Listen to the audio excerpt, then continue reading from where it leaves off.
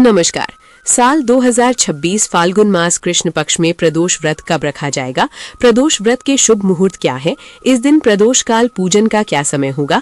इस दिन क्या करना चाहिए और क्या नहीं करना चाहिए? तो आइए जानते हैं संपूर्ण जानकारी। इससे पहले आपसे निवेदन है, वीडियो को लाइक करें, शेयर करें और चैनल को सब्सक्राइब करना बिल्कुल भी ना भूलें।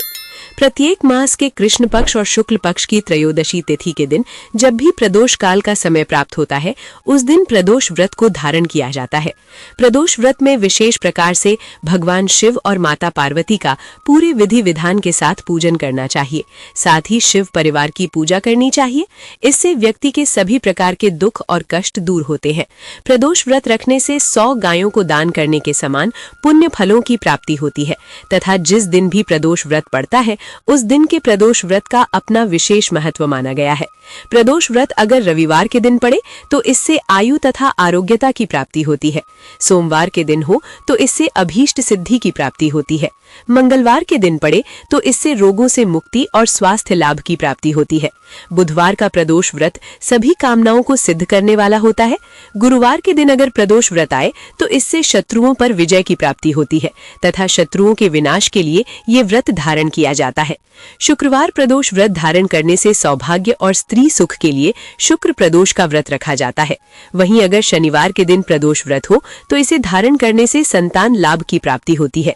14 फरवरी 2026 दिन शनिवार शाम 4:03 पर और त्रयोदशी तिथि समाप्ति 15 फरवरी 2026 दिन रविवार शाम 5:06 पर होगी। प्रदोष समय प्राप्त होने के अनुसार इस बार 14 फरवरी 2026 दिन शनिवार को सभी भक्तजन प्रदोष का व्रत रखेंगे। इस बार शनिवार के दिन प्रदोष व्रत धारण किया जाएगा। तो जब भी शनिवार के दिन प्रदोष का व्रत पड़ता है तो इसे धारण करने से संतान लाभ की प्राप्ति होती है। 14 फरवरी को ब्रह्म मुहूर्त का समय सुबह 5:18 से सुबह 6:09 तक होगा।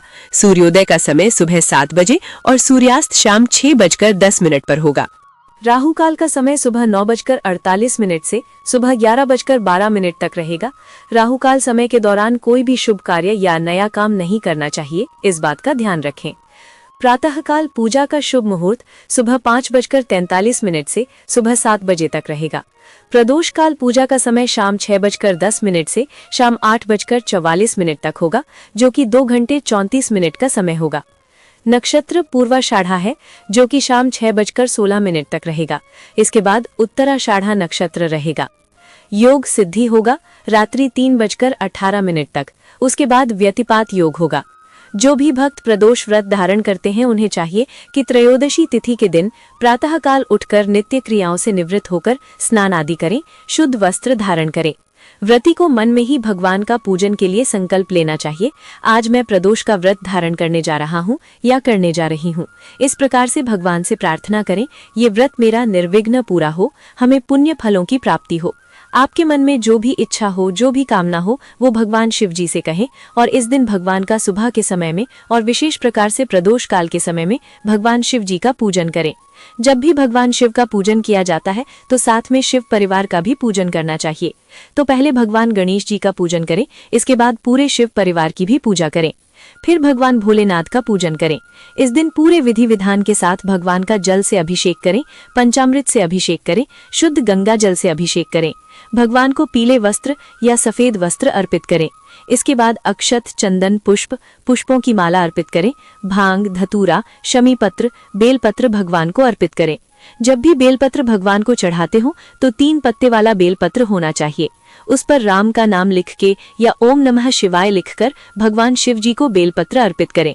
इसके बाद फिर धूप और दीप दिखाकर अनेक प्रकार के नैवेद्य आदि का भगवान को भोग लगाएं।